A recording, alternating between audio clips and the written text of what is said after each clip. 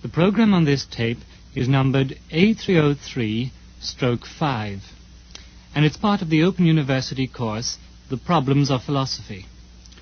It is linked with Units 7 to 8 of that course, and its title is A Debate on the Existence of God. This program is edited from a famous radio discussion between Bertrand Russell and F.C. Copleston, S.J. This discussion is reproduced in full in the set book The Existence of God, edited by John Hick. The program is introduced by Stuart Brown, Senior Lecturer in Philosophy at the Open University. The BBC production is by Richard Callanan. The program starts after the tone signal with the voice of Stuart Brown. Its approximate duration is 19 minutes.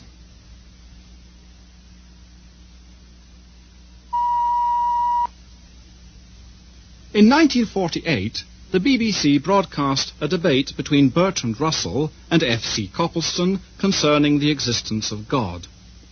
Lord Russell, who died in 1970, will be remembered for many reasons, not least for his important contribution to the development of logic.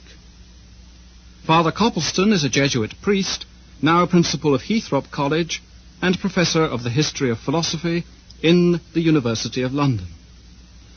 Russell's position in the debate is that of an agnostic. Copleston's position is that of a believer who holds that the existence of God can be proved. We shall listen in a moment to an edited portion of this debate, that part in which Russell and Copleston discuss what is sometimes called the argument from contingency. This is a form of cosmological argument, and I expect you will notice several points of resemblance between the argument offered by Copleston and the cosmological argument of Richard Taylor discussed in the correspondence material.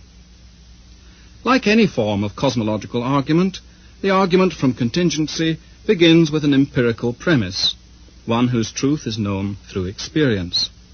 This premise is, of course, that there are contingent things. A contingent thing, according to Copleston, is one which does not contain within itself the reason for its existence.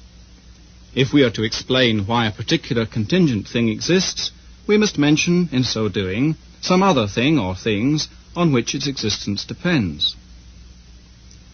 Those who accept the argument from contingency hold that we must, in the long run, have recourse to some non-contingent or necessary thing if we are to explain the existence of contingent things. Either the principle of sufficient reason is false, and there is in the end no sufficient explanation why contingent things exist, or else there is something having a property peculiar to God, namely, of containing within itself the reason for its existence. If we find it unacceptable that the existence of contingent things should in the end have no explanation, we must, it is argued, conclude that there is a God. We join the discussion at the point where Copleston states the argument from contingency in the form in which he himself favours it. Suppose that I give a brief statement, and then we go on to discuss it. Well, for clarity's sake, I divide the argument into distinct stages. First of all, I should say, we know that there are at least some beings in the world which do not contain in themselves the reason for their existence. For example, I depend on my parents, and now on the air, on food, and so on. Now, secondly, the world is simply the real or imagined totality or aggregate of individual objects, none of which contain in themselves alone the reason of their existence. There isn't any world distinct from the objects which form it, any more than the human race is something apart from the members. Therefore, I should say, since objects or events exist, and since no object of experience contains within itself the reason of its existence, this reason, the totality of objects, must have a reason external to itself, and that reason must be an existent being. Well, this being is either itself the reason for its own existence, or it is not. If it is, well and good. If not, then we must proceed further. But if we proceed to infinity in that sense, then there's no explanation of existence at all. So, I should say, in order to explain existence, we must come to a being which contains within itself the reason for its own existence, that is to say, which cannot not exist. This raises a great many points, and it's not altogether easy to know where to begin. But I think that perhaps in answering your argument, the best point with which to begin is the question of a necessary being. The word necessary, I should maintain, can only be applied significantly to propositions, and in fact only to such as are analytic, that is to say, such as it is self-contradictory to deny. I could only admit a necessary being if there were a being whose existence it is self-contradictory to deny. I should like to know whether you would accept Leibniz's division of propositions into truths of reason and truths of fact, the former, the truths of reason, being necessary. I certainly should not subscribe to what seems to be Leibniz's idea of truths and reason and truths of fact, since it would appear that for him there are in the long run only analytic propositions. I don't want to uphold the whole philosophy of Leibniz. I have made use of his argument from contingent to necessary being, basing the argument on the principle of sufficient reason, simply because it seems to me a brief and clear formulation of what is, in my opinion, the fundamental metaphysical argument for God's existence. But, to my mind, a necessary proposition has got to be analytic. I don't see what else it can mean. And analytic propositions are always complex and logically somewhat late. Rational animals are animals is an analytic proposition. But a proposition such as this is an animal can never be analytic. Well, in fact, all the propositions that can be analytic are somewhat late in the build-up of propositions. Take the proposition, if there is a contingent being, then there is a necessary being. I consider that that proposition, hypothetically expressed, is a necessary proposition. If you are going to call every necessary proposition an analytic proposition, then in order to avoid a dispute in terminology, I will agree to call it analytic, though I don't consider it a tautological proposition. But the proposition is a necessary proposition only on the supposition that there is a contingent being. That there is a contingent being actually existing has to be discovered by experience. And the proposition that there is a contingent being is certainly not an analytic proposition. Though once you know, I should maintain, that there is a contingent being, it follows of necessity that there is a necessary being. The difficulty of this argument is that I don't admit the idea of a necessary being, and I don't admit that there is any particular meaning in calling other beings contingent. These phrases don't, for me, have a significance, except within a logic that I reject. A contingent being is a being which has not in itself the complete reason for its existence. That's what I mean by a contingent being. You know as well as I do that the existence of neither of us can be explained without reference to something or somebody outside us, our parents, for example. The necessary being, on the other hand, means a being that must and cannot not exist. You may say that there is no such being, but you will find it hard to convince me that you do not understand the terms I am using.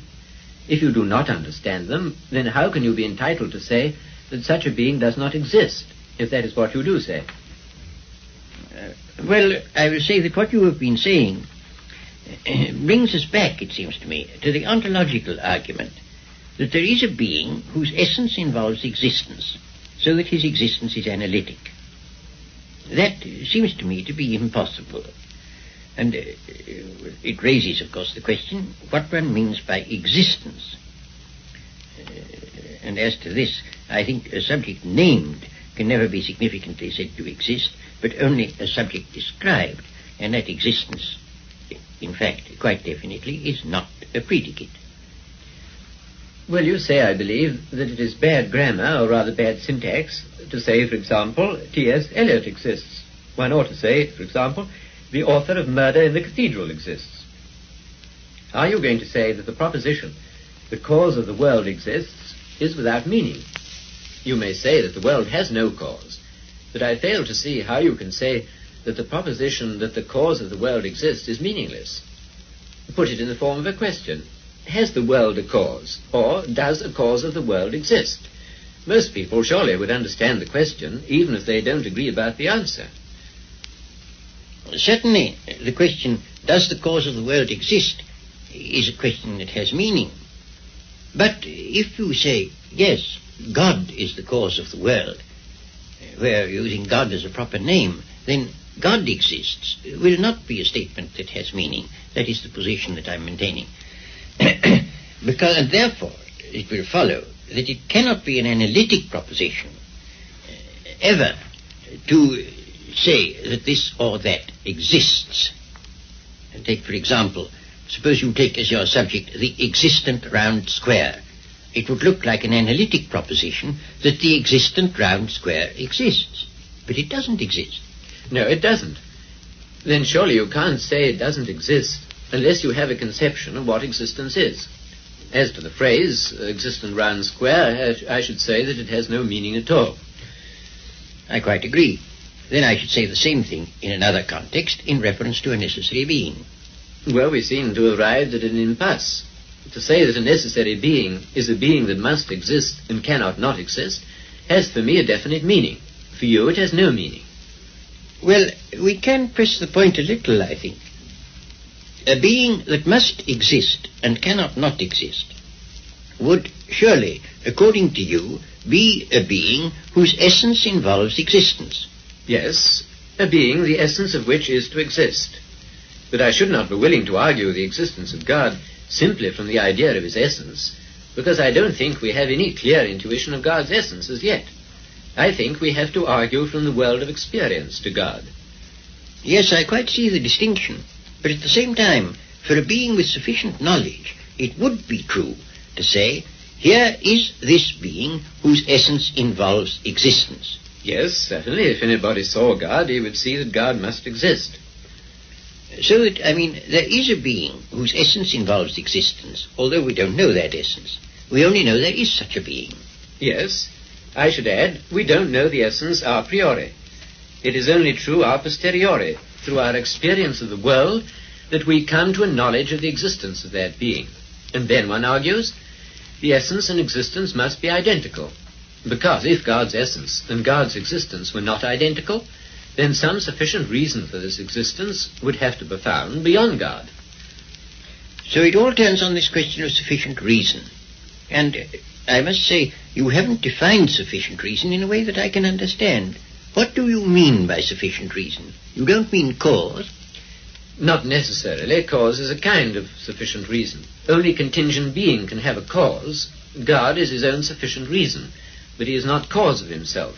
By sufficient reason in the full sense, I mean an explanation adequate for the existence of some particular being. But when is an explanation adequate? Suppose I am about to make a flame with a match. You may say that the adequate explanation of that is that I rub it on the box. Well, for practical purposes, but theoretically that's only a partial explanation. An adequate explanation must ultimately be a total explanation, to which nothing further can be added. Then I can only say you're looking for something which can't be got and which one ought not to expect to get. To say that one has not found it is one thing. To say that one should not look for it seems to me rather dogmatic. What I'm doing is to look for the reason, in this case the cause, of the objects, the real or imagined totality of which constitute what we call the universe. You say, I think, that the universe, or my existence if you prefer, or any other existence, is unintelligible. I shouldn't say unintelligible. I think it is without explanation. Intelligible, to my mind, is a different thing. Intelligible has to do with the thing itself, intrinsically, and not with its relations. Well, my point is that what we call the world is intrinsically unintelligible apart from the existence of God. You see, I don't believe that the infinity of the series of events, I mean a horizontal series, so to speak, if such an infinity could be proved, would be in the slightest degree relevant to the situation. If you add up chocolates, you get chocolates after all, and not a sheep. If you add up chocolates to infinity, you presumably get an infinite number of chocolates. So if you add up contingent being to infinity, you still get contingent beings, not a necessary being. An infinite series of contingent beings would be, to my way of thinking, as unable to cause itself as one contingent being. However, you say, I think, that it is illegitimate to raise the question of what will explain the existence of any particular object. It's quite all right if you mean by explaining it simply finding a cause for it. Well, why stop at one particular object? Why shouldn't one raise the question of the cause of the existence of all particular objects? Because I see no reason to think there is any. The whole concept of cause is one we derive from our observation of particular things. I see no reason whatsoever to suppose that the total has any cause whatsoever. I can illustrate what seems to me to be your fallacy. Every man who exists has a mother, and it seems to be your argument is, therefore the human race must have a mother. But obviously the human race hasn't a mother. That's a different logical sphere.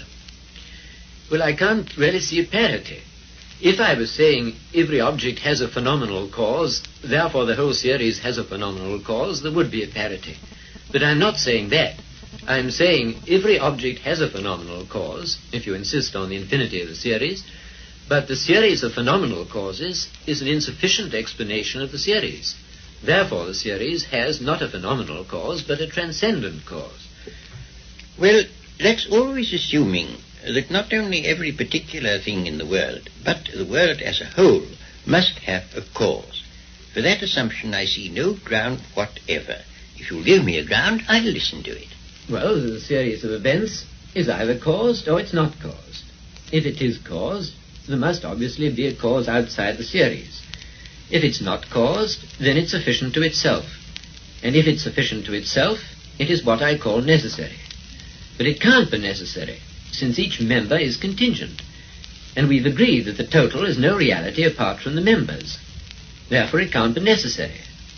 And I should like to observe in passing that the statement that the world is simply there and is inexplicable can't be got out of logical analysis. I cannot see how science could be conducted on any other assumption than that of order and intelligibility in nature. The physicist presupposes, at least tacitly, that there is some sense in investigating nature and looking for the causes of events, just as the detective presupposes that there is some sense in looking for the cause of a murder. The metaphysician assumes that there is sense in looking for the reason or cause of phenomena, and not being a Kantian, I consider that the metaphysician is as justified in his assumption as the physicist. When Sartre, for example, says the world is gratuitous, I think that he hasn't sufficiently considered what is implied by gratuitous. I think there seems to be a certain unwarrantable extension here. The physicist looks for causes. That does not necessarily imply that there are causes everywhere. A man may look for gold without assuming that there is gold everywhere. If he finds gold, well and good. If he doesn't, he's had bad luck. The same is true with the physicists look for causes. As for Sartre, I don't profess to know what he means, and I shouldn't like to be thought to interpret him. But for my part, I do think the notion of the world having an explanation is a mistake. I don't see why one should expect it to have. Your general point, then, Lord Russell, is that it's illegitimate even to ask the question of the cause of the world. Yes, that's my position. Well, if it's a question that for you has no meaning, it's of course very difficult to discuss it, isn't it? Yes, it is very difficult. What do you say? Shall we pass on to some other issue? Let's. Well, perhaps I might say a word about religious theory.